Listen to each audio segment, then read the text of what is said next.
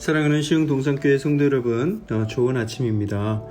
오늘 하루가 하나님을 사랑하는 경이로움으로 가득한 복되고 아름다운 날이 되길 축복합니다. 오늘부터 매일 성경에서 출애굽기 말씀을 시작합니다. 여러분들 기대가 되십니까? 이스라엘 백성들이 종살이를 하던 애굽을 벗어나서 가나안 땅으로 가게 되는 여정을 기록한 책입니다. 이 위대한 영도를 이끌었던 모세가 직접 기록한 책이기도 하죠. 모세는 어릴 적부터 애굽의 왕실에 거하면서 애굽에 앞서가는 문물과 또 최고의 교육을 받을 수가 있었습니다. 당대 최고의 지성을 쌓을 수 있는 기회를 얻게 된 것이죠. 성령께서 그를 감동해서 이 성경이 기록된 것이지만 또 이 책의 곳곳에 그의 문체와 그의 해박함이 묻어나고 있습니다. 이스라엘의 역사이지만 이것은 하나님의 역사이고 또 그렇기 때문에 우리는 이 책에서 하나님의 성품을 잘 배울 수가 있습니다. 애국과 같은 이 시대, 우리가 어떻게 살아야 할지를 이 역사를 통해 깨달을 수 있게 되길 바랍니다. 부디 우리 모든 성도님들이 이 출애굽기 말씀을 통해서 큰 은혜를 받았으면 좋겠고요. 또 말씀에서 깨달은 바를 늘 순종함으로써 삶의 선한 변화가 일어나게 되길 축복합니다. 오늘 2021년 4월 7일 수요일 시동을 위한 메시지 지금 시작합니다. 오늘 우리에게 주시는 하나님의 말씀은 출애굽기 1장 1절에서 22절의 말씀입니다. 출애굽기 1장 1절에서 22절의 말씀. 아브라함은 100세의 나이에 이삭을 낳고요. 이삭은 리브가를 아내로 얻어서 야곱과 에서를 낳았습니다. 야곱은 12아들을 얻었는데 그중 요셉이라는 아들을 엄청나게 편애하고 예뻐하다가 그 형제들 사이에서 시기와 질투가 일어났죠. 그래서 요셉이 애굽의 노예로 팔리게 되는 사건이 벌어졌습니다. 요셉은 한순간에 사랑받던 아들에서 타국의 노예가 되는 신세로 살아가게 되죠.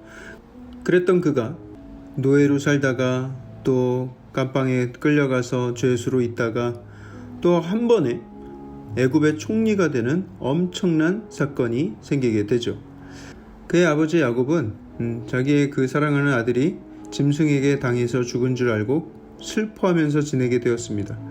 그러던 와중에 가나안 땅에 기근이 들게 되었는데 다 굶어 죽게 생겨서 이 형제들이 애굽으로 식량을 사러 가야 될 상황이 생겼습니다.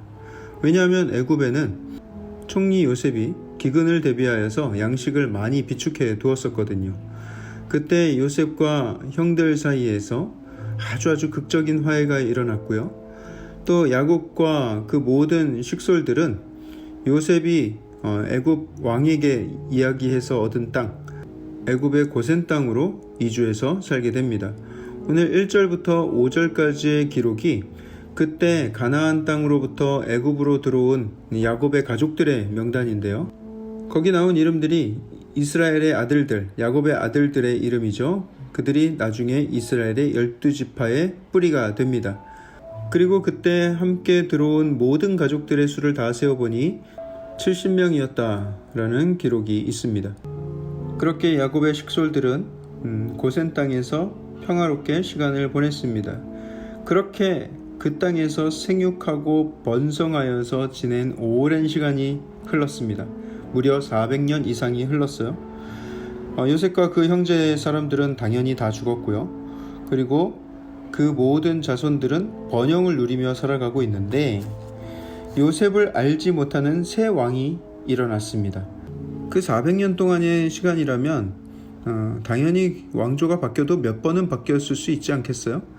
하지만 여기서 요셉을 알지 못했다라는 것은 기록이 안 남아서 알지 못한 것이 아니라 전승이 안 돼서 알지 못한 것이 아니라 요셉과 별다른 친분이 없는 왕이 세워졌다라는 뜻입니다.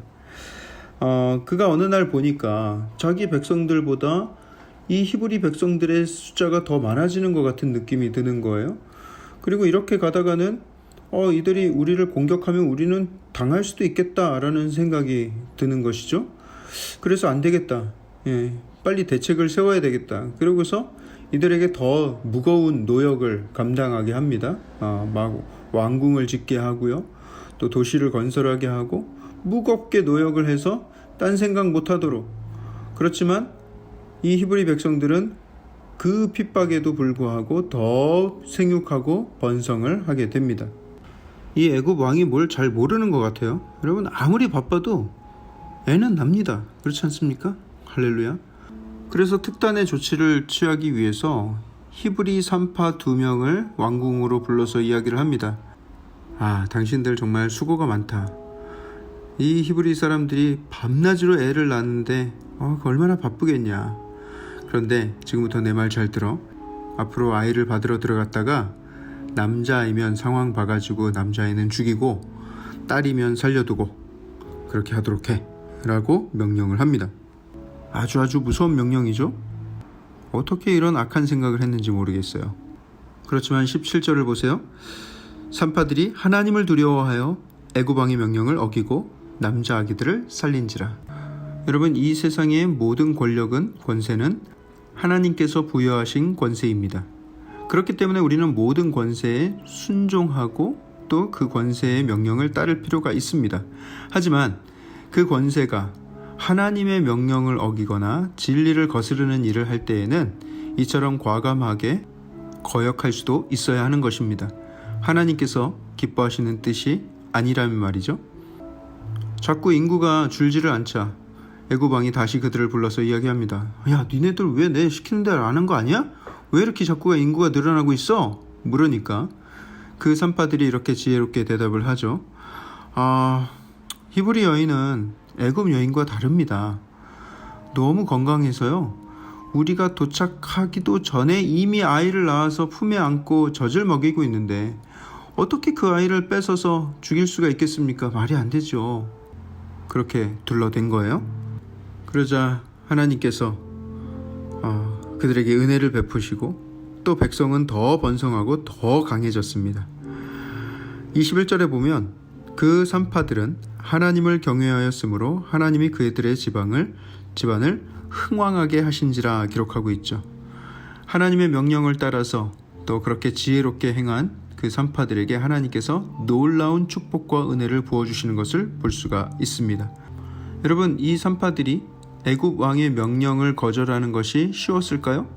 절대로 그렇지 않았겠죠. 잘못하면 죽임을 당할 수도 있는 그런 상황 가운데 이런 일을 벌인 것입니다.